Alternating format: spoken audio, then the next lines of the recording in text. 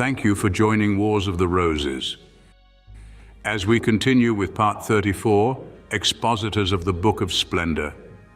Book 6, The Written Word of Kabalism, Third Period, from the Doctrine and Literature of the Kabalah by Arthur Edward Waite.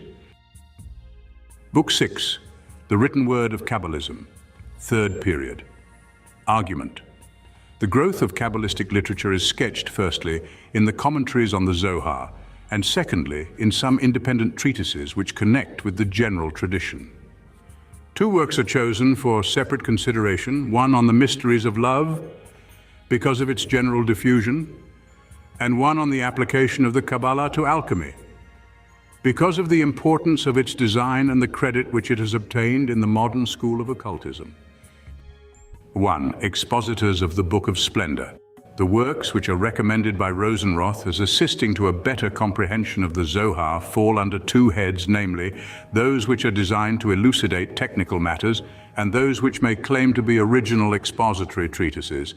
In the first are included the Words of Understanding, which is actually a Zoharic lexicon or vocabulary, the Gate of the Eyes, which is concerned with the scriptural passages in the Zohar and ancient supplements, and the Zahab.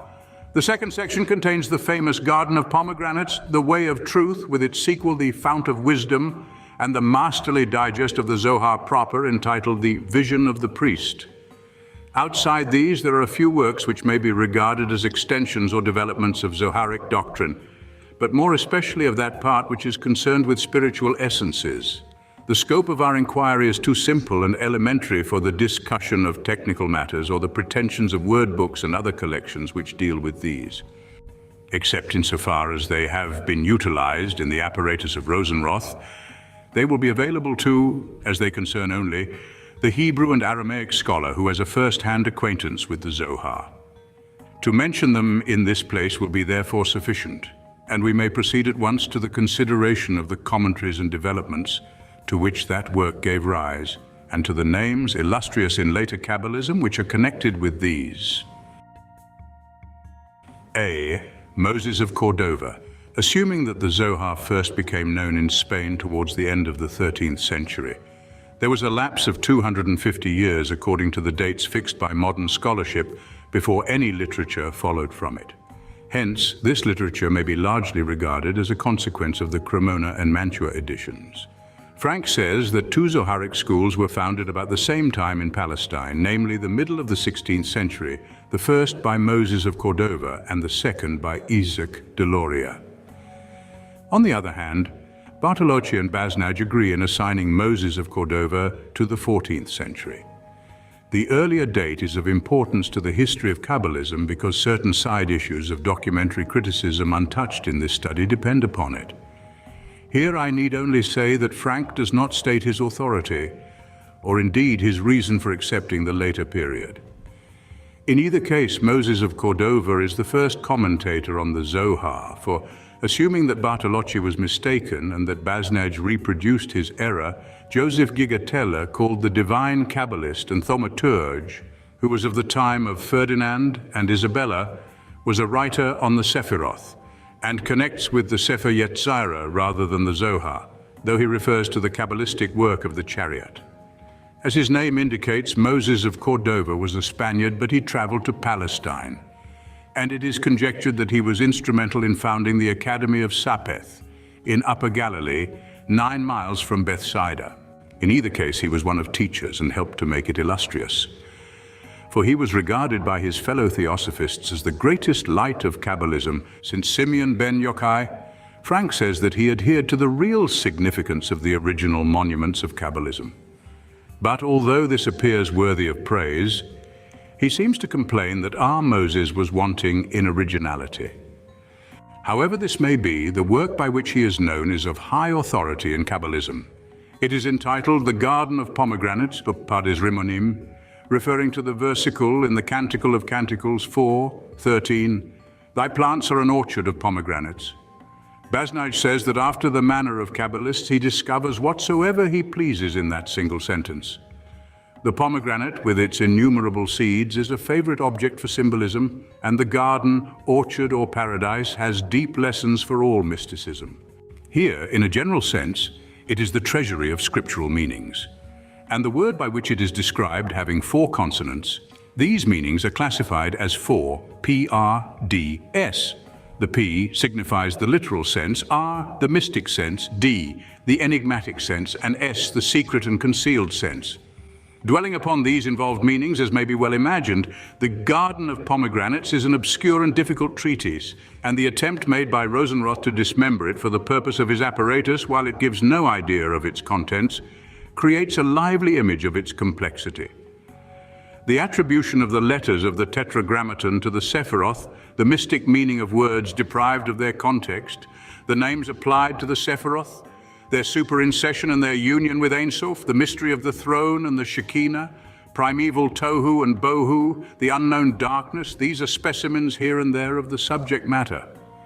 But as the heart of the Kabbalist, in opposition to the ascribed character of his nation, was fixed with peculiar intentness on the eternal destinies of man and not on temporal concerns, so his chief interest was the soul, ever recurring in his writings, as if it were impossible to atone sufficiently for the silence of his sacred books.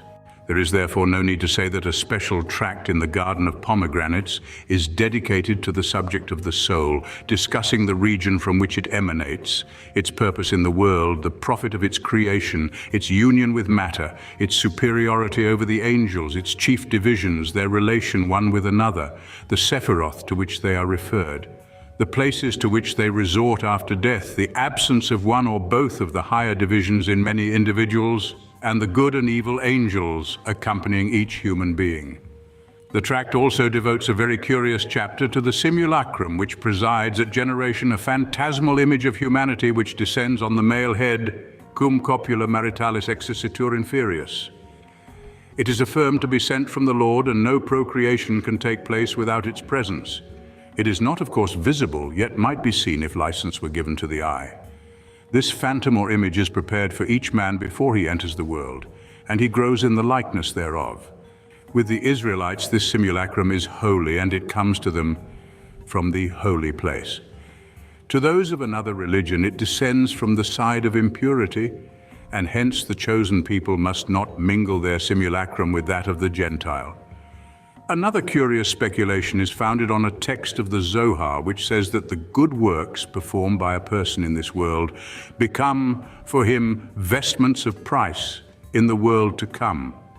Here was a poetic sentiment which had to be methodized and made literal inevitably by a late Kabbalist. When a man who has performed many good works finally falls away from righteousness and is lost, what becomes of his earlier works? Though the sinner may perish, they, says our Moses, remain. If therefore there be a just man walking in the ways of the supernal king, yet wanting something of his vestments, God will supply the deficiency from the good works of the impious one. The preference is given to those who, taken in their youth, have been unable to fulfill all the precepts of the law. B. Isaac de Loria. Of this Kabbalist, Bartolocci and Basnage have very little to tell us, and it is not necessary to say that he is ignored by writers like Graetz. He is referred by Basnage to the 17th century and by Frank, as already seen, to that which preceded it. He has been regarded as the greatest rabbinical doctor at his period in Germany. However, he died at Sephath or Sephath, having published nothing himself, though some suspected treatises are attributed to him. The substantial authenticity of the great body of his doctrines collected by his disciple Archaim Vital has not, however, been challenged, and Frank bases thereon his hostile judgment of Loria on the ground, firstly, that he was, like Moses of Cordova, not original, and secondly, that he departed from Zoharic Kabbalism to indulge in his own reveries, a criticism which stultifies itself. It is certain, however, that Loria did innovate or extend, and that this is also his title to interest. He is not a mere echo or reflection, and he makes good reading because he is a wild fantasist. Rosenroth terms him the eagle of the Kabbalists. It is, of course, impossible to say how far his scribe and disciple Archaim may have developed his developments and elaborated his fantasies. The vast thesaurus which represents both seems never to have been printed, except insofar as it is given in the Kabalah denudata, where the excerpts embodying whole treatises fill some 300 quarto pages of close print. They include 1. the first tract, so-called, of the Liber Drushim, that is, Book of Dissertations, forming the second volume of the collection. It occasioned an interesting correspondence between Rosenroth and Henry More, who was surprised, as he expresses it, by the unexpectedness of its doctrine, but found much with which he could sympathize, as we shall learn later on in the book devoted to the Christian students of the Kabalah. 2. A commentary on the Book of Concealment, forming the second tract in the sixth volume of the collection. It is not given in its absolute integrity, cujus maximum partem infra exhibimus, says Rosenroth. 3. The Book of the Revolutions of Souls, forming the first tract in the fifth volume of the collection, which seems to have been even larger than the Zohar itself, in fact, almost the camel's load of the legend. A portion of this tract seems to have been printed, or another under a similar title and attribution, namely De Percussione Sepulchri, at Venice in 1620, together with De Precibus, recalling another subject treated in the collection. The Liber Drushim is a metaphysical introduction to the Kabalah, which discusses a variety of subtle and abstruse questions, much after the manner of the scholastic philosophy. And there is no doubt that Isaac de Loria would have diffused a great light of reasoning at Salamanca had he been a Christian doctor instead of a Jewish rabbi. His first point, as he tells us, is one over which the Kabbalists, late and early, had already outwearied themselves, namely, for what reason were the worlds created, and was their creation of necessity? Assuredly, from the period of the Angel of the Schools, the halls of Salamanca, of Padua, of Louvain, and the other seats of scholastic learning had echoed with this debate. Perhaps the Kabbalists owed something to the scholastics, perhaps they drew both from one another. In the early centuries of Christianity, the so-called Areopagite offers curious points of contact with the system of sephirotic emanation in the angelical world, and the wisdom of the exile was encompassed on all sides by the great debate of Christian speculation. It would be interesting to discriminate the extent of the tincture and to ascertain whether the plummet of Kabalism sounded lower depths than the schoolmen, but I doubt whether the dimensions of the present volume would suffice for this one excursion. Let me indicate, therefore, the answer of Isaac de Loria, and perhaps some student at large among scholastic quartos will find illuminating parallels in the scholastics. The answer is that God cannot fail of perfection in all the works and names of His magnificence, His excellence and His glory. But unless those works were brought from potentiality into act, they could not have been termed perfect, as regards either the works or the names. The name Tetragrammaton signifies perpetual existence, past, present, and future, in the condition of creation before the creation, and thereafter in the immutability of things. But if the worlds had not been created with all that is in them, it could not have thus signified the continuity of existences in every instant of time, and Tetragrammaton would have been an empty name. How very curious is the treachery of this reasoning, which ascribes to a name of the deity an existence independent of the intelligent creatures whose convention it is. But we should probably find many parallel treacheries among scholastic reasoners, were there anyone at hand to disinter them. So also the name of Adonai, or the Lord, involves the idea of ministers or servants, and if there were no ministers, God could not be called by this name. But after the creation of the worlds and the production of the divine works from potentiality into accomplishment, God has fulfilled His perfection in every operation of His powers and in all His names without any exception. The next point, discussed by the Liber Drushim, is why the world was created at the time and moment that it was, and not at an earlier, or for that matter, at a later epoch. The answer is that the supreme and most excellent light is infinite, exceeding comprehension and speculation, and that its concealed foundation is far from all understanding. Before anything was produced by emanation therefrom, there was no time or beginning therein. This is the solution of the difficulty which is offered by all official theology, and it could have no aspect of novelty at the late period of Isaac de Loria. It may be affirmed in a general way that when the Kabbalists touch the common ground of speculation, they seldom surpass their epoch in profundity or subtlety, I might add also, in the adequacy of their views, though philosophical sufficiency was not, of course, to be expected on any side. But it is not often, and it is not for long, that works like the Liber Drushim confine themselves to the common ground of speculation. and the Kabbalist in this instance passes speedily into the transcendental region of the Sephiroth and the manner of their emanation. Another question, as he tells us, which has involved all Kabbalists in controversy. Do they proceed from one another in the simplicity of a successive series, or is their emanation in columns? There is authority for both views and also for a third, which represents them as a series of homocentric circles. These questions, says R. Isaac, are hard and difficult to resolve, but he offers a solution on the authority of the Zohar, namely that before the order of things was instituted, they were disposed one over the other, but after that time in three pillars, those of mercy and severity, with the central column of which Kether is the summit and Malkuth the base. In subsequent chapters, the Sephiroth are considered under a dual aspect, namely as regards the portion of the divine light contained in each, and as regards the containing vessel, while these are again distinguished into an ambient and an inward light, and an external and internal vessel. The existence of many worlds prior to the Sephirotic emanations is affirmed, herein following, as we have seen, both Talmudic and Zoharic tradition. Finally, several classifications of the Sephiroth are considered in the last chapter. The study of the Liber Drushim may be especially recommended to those occultists who have been taught to regard the Kabalah as a doctrine of certitude, whereas it is largely empirical, its leading theorems giving rise to as much disputation regarding their proper meaning as the principles of any other speculative philosophy. The commentary on the Book of Concealment, as might be expected, is written somewhat on the lucus a non lucendo principle. It does not yield itself readily to an analysis of contents, as it takes various paragraphs of the text and exposes their meaning consecutively, with the help of the Idra Rabbah and the Idra Zuta. The peculiar designation of the treatise is explained by Proverbs 25:2. It is the glory of God to conceal a thing, and 11:2, with the lowly is wisdom. The second reference explains why it is termed both the Book of Concealment and that of Modesty.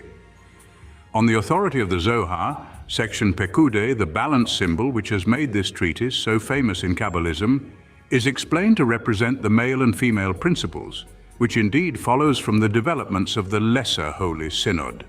The male denotes mercy, the right-hand pillar of the Sephiroth, and the female severity, the pillar on the left hand. These principles are termed the father and the mother, and in the Hebrew alphabet are referable to Yod and Nun. The father is perfect love and the mother, perfect severity. The latter had 7 sons, namely the Edomite kings, who had no foundation in the Holy Ancient One. These are empty lights dispelled by the source of lights concealed within the mother. Male and female are confirmations of the Holy Ancient One, corresponding to Kether and represented mystically by 3 heads signifying A, the unmanifested wisdom which is so withdrawn that it is as though it were not, in contradiction to that which is manifested in the 32 paths. B, the supreme crown, which is the Holy Ancient One, and C, the head which neither knows nor is known, namely the Ein Sof. Thus on the one side of Kether is Chokmah, and on the other is the latens deltas, and Chokmah, or wisdom, is the father, while the mother is the increment of understanding, that is, Binah. These instances of Lauria's skill in developing the symbolism of the 3 supernal Sephiroth must suffice as a specimen of the whole commentary, which, it may be added, does not proceed beyond the first chapter of the Book of Concealment. He concludes that the sum of the whole mystery is that man in his prayers should fix his mind upon the foundation of all foundations, that he may derive to himself a certain influence and benediction from the depths of that source. In this manner, the obscurities of Kabalism are at times redeemed by the simplicity of the lesson which is extracted from them. The Book of the Revolutions of Souls is no doubt a more fascinating treatise than an obscure exposition of so obscure a work as the Sefer Zeniutha. But it is also difficult to give account of it in a small space because the system which it develops is much involved even for a Kabalistic work. The greatest importance has been attached to it by occultists like Eliphas Levi, who made no distinction between Zoharic and later Doctrine. It will be therefore useful to see what is really involved in the famous treatise of Isaac de Loria. The basis of its scheme is the doctrine of the Book of Concealment and its expository synods concerning the 7 Edomite kings who emanated and passed away prior to the production of the present universe. In these kings, there was good as well as evil, and a separation was therefore made, that which was good being used for the material of the four Kabalistic worlds as they are now constituted. Each of these worlds, according to Isaac de Loria, has its lycroprosopus, supernal father, supernal mother, microprospus, and bride, all derived from the seven kings. A like origin is attributed to souls, and they are disposed similarly in the four worlds, some corresponding to the bride, some to microprospus, some to the father supernal, some to the supernal mother, and some again to the microprospus in the world of Asaya. The totality of these souls constitutes psyche in Asaya, which in reference to the supernal personalities of that world has therefore 5 parts. The psyche in the psyche or nephesh of Asaya, the mundus factivus, the medial spirit or ruach of the psyche factiva, the mens or neshama, the vitalitas or chaya, and the singularitas, individuality, or jakida, all belonging to the psyche factiva or nephesh of Asaya. There is a similar distribution through the 3 superior worlds, ruach and its 5-fold division being referred to Yetzirah, neshama to Braya, chia to Atziluth, and jakida, possibly to the world of unmanifest deity, which is beyond Atziluth. Loria's system proceeds, however, upon a 5-fold division of 4 principles only. Each of the 5 divisions are again attributed as follows in the Sephirotic scheme. 1. Nephesh to Malkuth, the kingdom that is the bride. 2. Ruach to the Sephiroth of Microprosopus. 3. Neshama to the mother, that is Bina. 4. Chaya to the father, that is Chokma. 5. Jachida to Kether, that is the crown. We are now in a position to appreciate the standpoint of Frank when he observes that Loria added his own reveries to Zoharic teaching. The developments have at the same time been considerably simplified in this digest. All these souls were contained in the protoplastic Adam at the time he was formed, some corresponding to the head, others to the eyes, and so with all the members. Now these souls are those of the Israelites who are the gems, unica in terram. We must look elsewhere for the origin of the nations of the world. The recrements, the evil and rejected parts of the Edomite kings, are the cortices or shells, which compose the averse Adam Belial. But when the protoplasts partook of the forbidden fruit, their fall confounded the good with the evil of the cortices, that of Adam with the male shells of Samael or Adam Belial, and that of Eve with the evil of his bride Lilith, the spersities of the serpent. For the serpent had commerce with Eve according to Isaac de Loria, which does not seem to be the consistent doctrine of the Zohar. It was after this fall that the nations of the world were produced from the shells. This is the doctrine which occultists accept by implication when they speak, as they do speak, of the connection between later Kabalism and the secret traditions on which their devotion is fixed. To put the position tersely, the souls of the Israelites are distributed in the members of the protoplastic Adam, regarded in his mystical extension through the 4 worlds, and the souls of the Gentiles in the members of Adam Belial. Liberation from the foulness and venom of the serpent is by generation and death only, whereby the good is separated from the evil, until all the nations of the world shall have been brought forth from the evil and the Israelites from the good kind. From the time when the good and evil were thus confounded, 2 things have been necessary. 1, that the good man should be separated from the evil. 2, that the portion of the good should be restored. The first is accomplished by the observation of the prohibitive precepts of the law, and the second by that of the affirmative. Both classes must be accomplished in all their number, and in thought, word, and deed by every soul, whose revolutions must therefore continue until the whole law has been fulfilled. This law must also be studied in each of its 4 senses, failing which the revolutions of the deficient soul will again be prolonged. This scheme seems to apply exclusively to the Israelites, as the nations of the world can only be destined to return whence they came, and Adam Belial is obviously not under the law. The scheme, however, is subject to a certain mitigation, as revolution proper is sometimes replaced by status embryonatus. Revolution is the entrance of a soul into the body of an infant at birth to experience the pain and trial prepared for that body. The alternative condition is the entrance of a soul into the body of a grown man who must be at least 30 years old, that is, when he is obliged to fulfill the precepts. The status embryonatus is entered either A, because the soul in question has something to fulfill which was neglected in the preceding revolution, or B, for the benefit of the man who is impregnated, that is, to justify and direct him. Revolution occurs, 1, for the cleansing of sin, 2, for the fulfillment of a neglected precept, 3, for the leading of others into the right way, in which case the returning soul is perfect in justice, 4, to receive the true spouse who was not deserved by the soul in the prior revolution. 4 souls may revolve in one body, but not more, while the status cambriomitans may associate 3 alien souls with a single man, but again no more. The object of all revolutions and all Kabalistic embryology is the return of the Israelites into the stature of the first Adam, all having been involved in his fall, since he included all. Such is the Kabalistic doctrine of revolution according to Isaac de Loria. It is not pure Zoharic doctrine, nor is it any scheme of reincarnation peculiar to any school of occultism at the present day. Insofar as it differs from the Zohar, it would be unreasonable to regard it as a fuller light of an old tradition. It is very interesting and very curious, yet fitly described as a reverie, written by R. Chaim Vital out of the head of Isaac de Loria, and perhaps owing something to the scribe. See Naphtali Hertz. This German Kabbalist belongs to the 17th century, but I find no biographical particulars concerning him.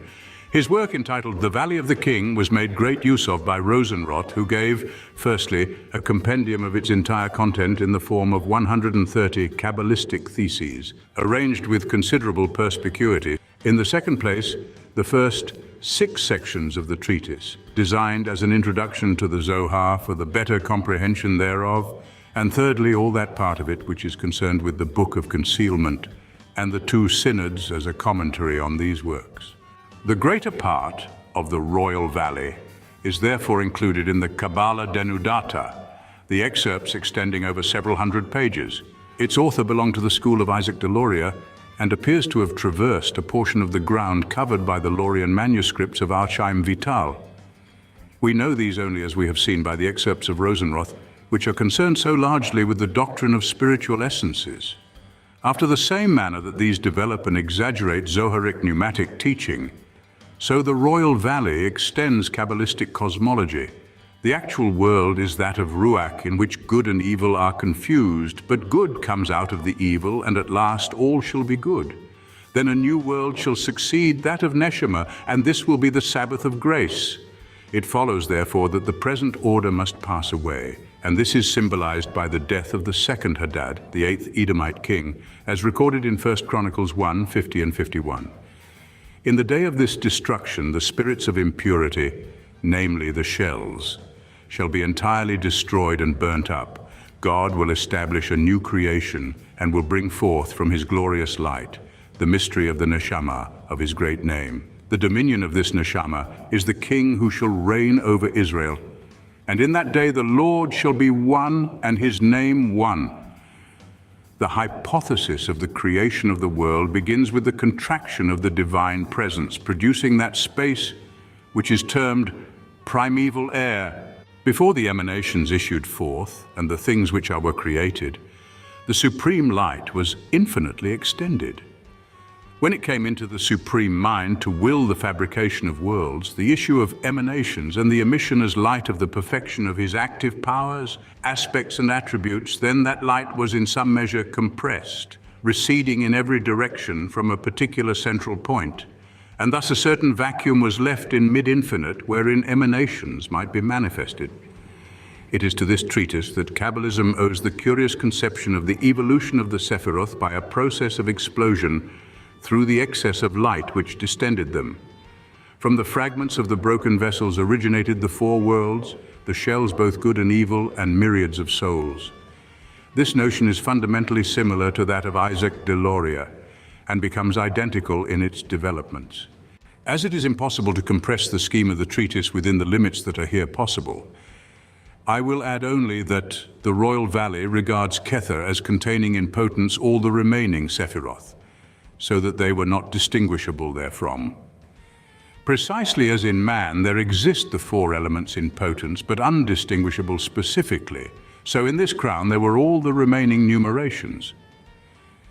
It is added that in the second world, called that of the Restoration, Kether became the cause of causes and the ancient of the ancients.